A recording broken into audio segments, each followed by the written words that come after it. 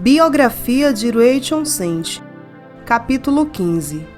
O povo que morava rio abaixo. Em janeiro de 1964, as notícias de um novo ataque ao Aurani se espalharam pelo mundo. Desta vez, os agressores não eram parentes imediatos de Dayuma, mas primos distantes que viviam ao longo do rio Napo. Rachel só podia adivinhar os motivos para o ataque, mas parecia quase certa a relação com as 27 companhias petrolíferas que agora disputavam o direito de perfurar por petróleo em Oriente. Embora suas terras estivessem ameaçadas, Dayuma e seu clã estavam muito preocupados com o que poderia acontecer com os parentes que moravam mais abaixo no rio. Eles perceberam que se o povo rio abaixo não fosse alcançado com o evangelho em breve, continuariam os ataques contra os estrangeiros. Seria então apenas uma questão de tempo, até que as grandes companhias petrolíferas perdessem a paciência e matassem toda a tribo que ficava rio abaixo. Em resposta à situação alarmante, Jiquita e Diuui quiseram visitar a tribo que morava rio abaixo e contar a eles sobre Jesus. Rachel sentia, no entanto, que este seria um curso não muito seguro de ação, e ela orou muito para que Deus criasse uma outra forma para que eles fizessem contato. Sua oração fora respondida sob forma de uma mensagem de rádio vinda de um assentamento remoto na floresta. O colono informou a Rachel no rádio que ele havia atirado em uma adolescente. Ela estava gravemente ferida e não usava nada além de um cordão em volta da cintura e grandes plugs nas orelhas, feitos de paus de balsa. Rachel soube de imediato que a garota devia ser uma Waorani, e ela passou um rádio para Shelmera para que um avião viesse buscá-la e levá-la ao assentamento remoto. Quando Rachel chegou ao posto avançado, a adolescente estava com febre alta e parecia muito assustada. Ela choramingou quando Rachel chegou perto dela.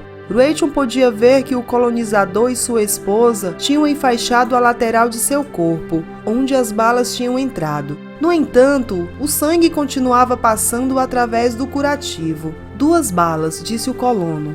Nós nos deparamos com ela e com um homem em uma canoa. O homem jogou lanças em nós e nós atiramos de volta. Deixe-me sozinha para conversar com a garota, disse Rachel. O colono e a esposa assentiram e saíram da sala. Meu nome é Nimo, disse Rachel suavemente em Waorani. O Pai Deus me enviou para morar com seu povo em Tiwaeno. Dayuma é minha irmã adotiva. Dayuma? A garota exclamou enquanto tentava se sentar. Dayuma vive? Eu pensei que os estrangeiros tinham atirado nela e a comido há muitas estações atrás. Eles atiraram em mim. Eles vão me comer agora? Ninguém vai comer você, Rachel respondeu enquanto tirava um termômetro da bolsa. Todos nós vivemos em paz em Tiwaeno e queremos que vocês todos venham morar conosco. Qual o seu nome? Onkai, respondeu a menina. Chitada é minha mãe. Rachel assentiu e disse, agora coloque isso debaixo da língua. Isto não vai machucar você. Onkai obedientemente abriu a sua boca e Rachel inseriu o termômetro sob a sua língua. A temperatura era de 39 graus. Rachel saiu e falou com o piloto da MAF que havia levado até o posto avançado e lhe disse, se houver alguma chance de salvar a vida dela, temos que levá-la de volta para o hospital em Shelmera e tirar as balas. O piloto entrou em ação e logo Onkai estava fazendo a sua primeira viagem de avião. Em Shelmera, a equipe médica conseguiu remover as balas e ela passou por um longo período de recuperação. Assim que começou a se sentir mais forte, contou a Rachel um pouco mais sobre sua vida. Como Rachel descobriu mais tarde, ela tinha 4 irmãs mais velhas que haviam fugido da tribo anos antes e que ela achava que estavam mortas havia muito tempo. Rachel teve a alegria de lhe dizer que todas as suas 4 irmãs, incluindo Dawa, estavam vivas e em segurança, e moravam em Tiwaeno. Rachel rapidamente enviou um avião para Tiwaeno para buscar as irmãs e trazê-las até Shelmera para que Onkai pudesse vê-las por si mesma. As irmãs ficaram surpresas quando chegaram a Shelmera e se depararam com ela. Elas conversaram animadamente entre si e a conversa logo mudou para como o coração dos Waoranis de Tiwaeno havia mudado depois de ouvir os escritos de Deus. Quando Onkai ficou boa o suficiente, Rachel a levou de volta para Tiwaeno, onde todos a receberam calorosamente. As pessoas disseram a ela: nós não matamos nossos bebês quando eles choram. Fazendo o bem, nós falamos do Deus que fez o mundo. Jiquita ficou comovida quando ouviu as histórias de Onkai, em especial quando ela contou como seu povo planejava atacar os funcionários do setor de petróleo. Disse Jiquita: devemos ir até eles logo. Eles devem ouvir sobre os escritos de Deus antes de morrer. Em fevereiro de 1965, 4 Auranis, Diuí, Tona, Onkai, sua irmã Boica, partiram de Tiwaeno para encontrar os parentes que viviam rio abaixo. 7 dias depois, estavam de volta a Tiwaeno. Onkai relatou que suas feridas à bala se abriram de novo e que uma árvore caiu sobre a perna de Tona, tornando impossível dar continuidade ao plano. Ainda assim, o grupo decidiu que outra tentativa de chegar rio abaixo deveria ser feita. Diuí, Mincaí e Jiquita, 3 dos assassinos dos missionários, partiram. Porém, chuvas torrenciais e subsequentes inundações o fizeram voltar. Seu retorno a Tiwaeno foi um duro golpe para os cristãos de lá, e os 3 homens resolveram partir de novo o mais rápido possível para alcançar o povo do rio. Enquanto isso, Rueixo terminou de traduzir o livro de Marcos para o Aurani. Ela com orgulho enviou a tradução para a cidade do México, onde a Sociedade Bíblica Americana prometera imprimi-la. O primeiro envio das cópias impressas do Evangelho de Marcos foi enviado para Tiwaeno na Sexta-feira Santa, em 1965. Acompanhado a preciosa carga do avião, estavam Philip e Steve Sant, os 2 filhos de Nat, agora com 11 e 14 anos. Rueixo ficou tão feliz de ver os sobrinhos quanto em receber o recém-impresso Evangelho de Marcos. Um culto jubiloso de dedicação foi realizado no domingo de Páscoa. É claro que Rueixo agora percebia que com o Evangelho impresso em Uaurani, seu próximo desafio era ensinar as pessoas a ler. Logo depois da Páscoa, Kate Sant, com 16 anos, chegou a Tiwaeno. Ela queria ser batizada e perguntou a Rueixo se um presbítero cristão Uaurani poderia batizá-la. Rueixo falou aos membros da igreja sobre isso, e todos concordaram que era uma ótima ideia. Então Steve, um outro adolescente chamado Iniua e Onkai pediram para ser batizados também. Marge Sant veio de Quito para testemunhar o batismo, e em 25 de junho, um grande grupo partiu de Tiwaeno para Palm Beach. Kim e Diuí mostraram o caminho. No dia seguinte, o grupo se reuniu à beira do rio Curaray em Palm Beach. Eles ficaram ao lado do túmulo dos 5 missionários martirizados, enquanto Kim, Kate, Steve Sant, Onkai e Iniua entravam no rio. A multidão cantou: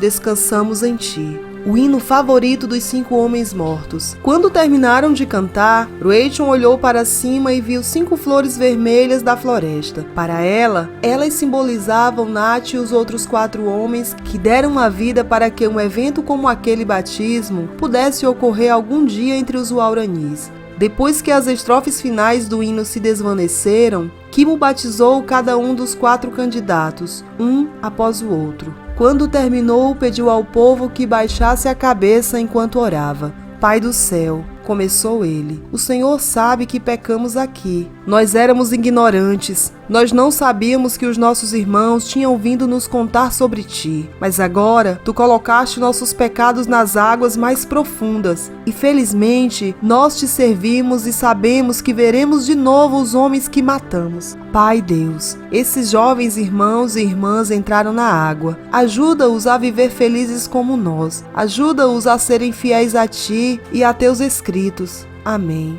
Quando Kimo terminou de orar, lágrimas escorriam pelo rosto de Rachel. Mais uma vez ela desejou que Nat pudesse estar lá para testemunhar a cena. No entanto, ela sabia que havia sido sua morte e a morte dos outros homens que abriu o caminho para o batismo que ela acabara de testemunhar. E ela sabia que Nat se sentiria tocado pelo fato de Kimo, um dos assassinos, ser o homem que conduziu o batismo. Os próximos visitantes de Tiwaeno chegaram em novembro de 1965. Eles eram o Dr. Raymond Edman da Universidade de Eton e sua esposa. Eles vieram para realizar a primeira conferência bíblica em Uaurani.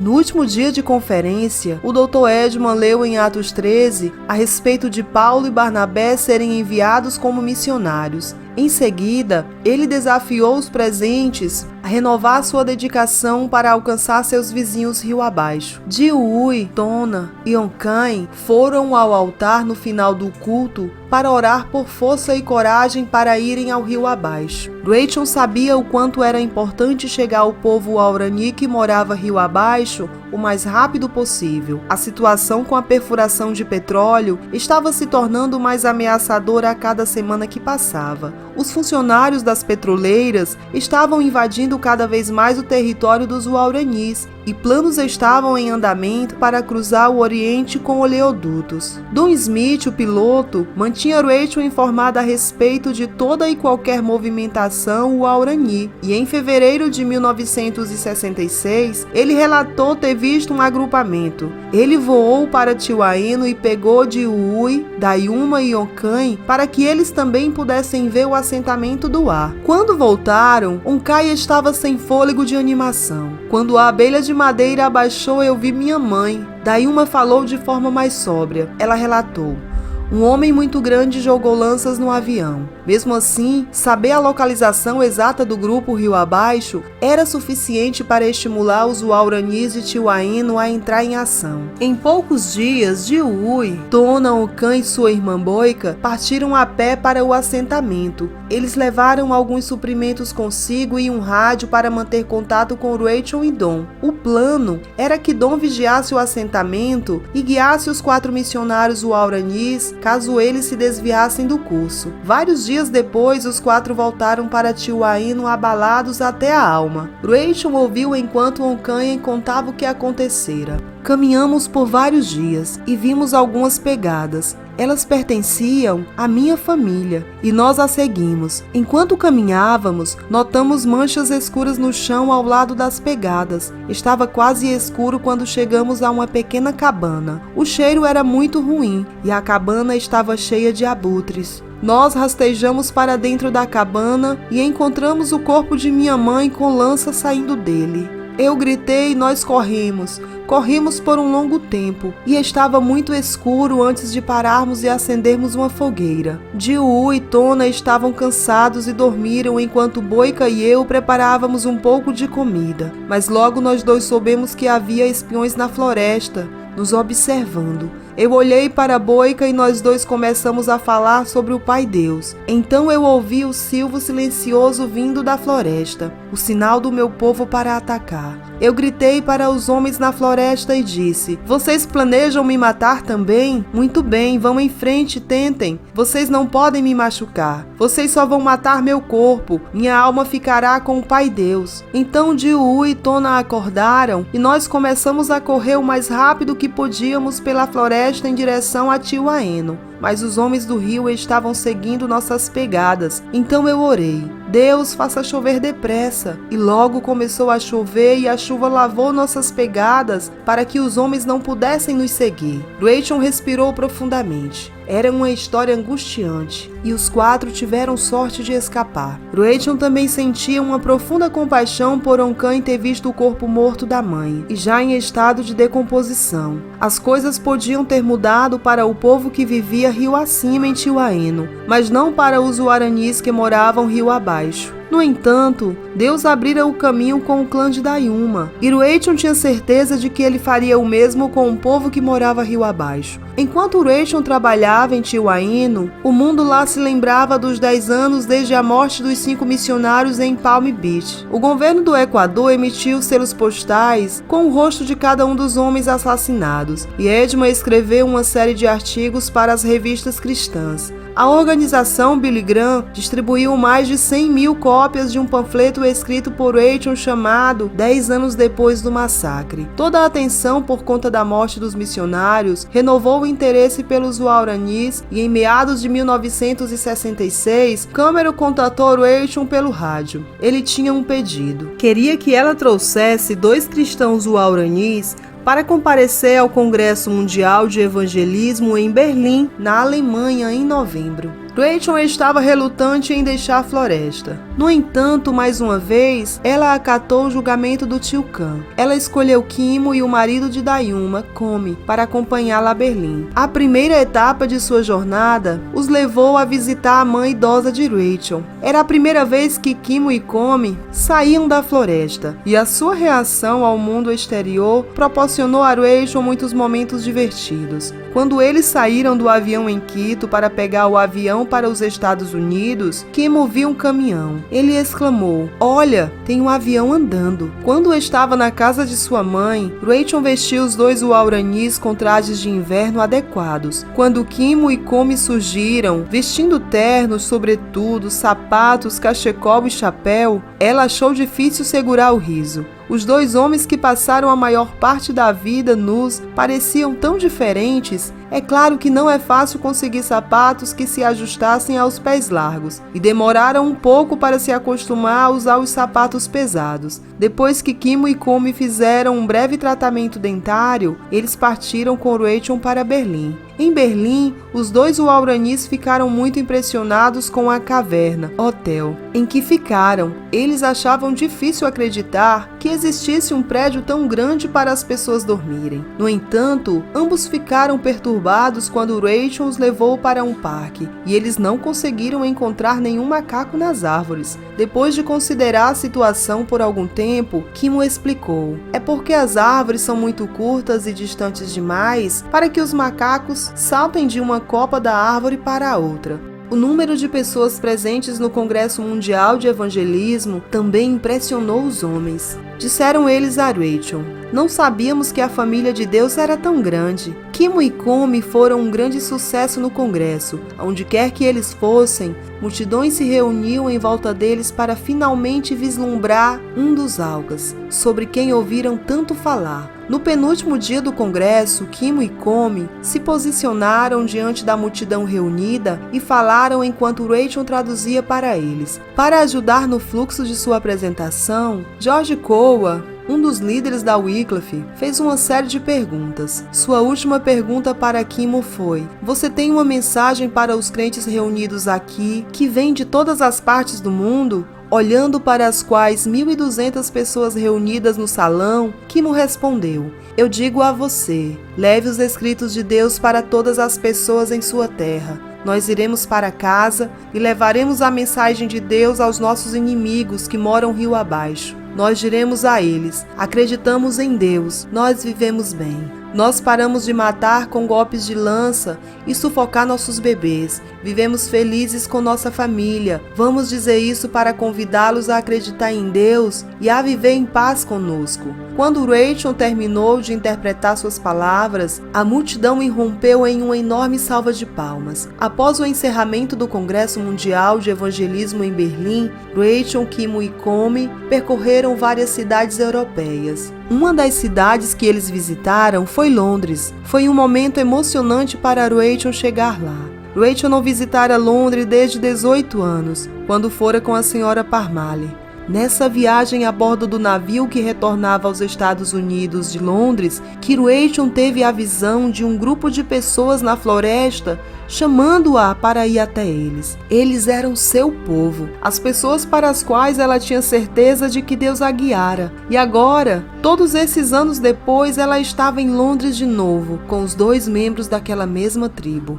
Por fim, depois de 6 semanas fora, os 3 chegaram de volta a Tiwaino. Todos estavam ansiosos para ouvir tudo o que Kimo e Komi tinham visto e feito. Para surpresa de Rachel, não foram os edifícios altos, as faixas das rodovias, os navios ou os grandes aviões que os homens viram que o impressionaram, mas o grande número de pessoas que haviam encontrado. "Olhe para todas as árvores ao nosso redor", disse Kimo àqueles que se reuniram para ouvir sobre a viagem. "Olhe até onde você puder enxergar. Além das colinas e montanhas, há mais árvores. Pense em todas as folhas das árvores. É esse número de estrangeiros que há." Rachel mal havia voltado à rotina da vida na floresta quando chegou a notícia de outro assassinato Waurani, desta vez de um homem quichua no rio Napo. Mais uma vez surgiu a necessidade de chegar rio abaixo, mas ninguém sabia ao certo como fazê-lo. Então, no Natal, Don Smith sugeriu a Rachel que usassem o método de linha espiral de Nat para baixar um receptor de rádio e um transmissor para o grupo. Dessa forma, Oncãe poderia conversar com eles e prepará-los para receber convidados que viessem da parte de cima do rio. Tudo foi meticulosamente preparado. Um transmissor foi colocado no fundo de uma cesta e Don e Oncãe voaram para entregá-lo. Enquanto eles estavam a caminho, Rachel e Chiquita lideraram uma reunião de oração em Tiwaeno. Eles oraram com fervor para que desta vez a missão fosse bem-sucedida. Quando o avião pousou de novo no assentamento, Oncãe saltou. Ela gritou: "Conversei com meu irmão Tiaento. Ele vai me encontrar no campo de Moipa em 2 dias. Ele quer que eu traga um machado." Todos em Tiwaeno, e principalmente Rachel Sant, esperavam que Oncãe não estivesse caminhando para uma armadilha.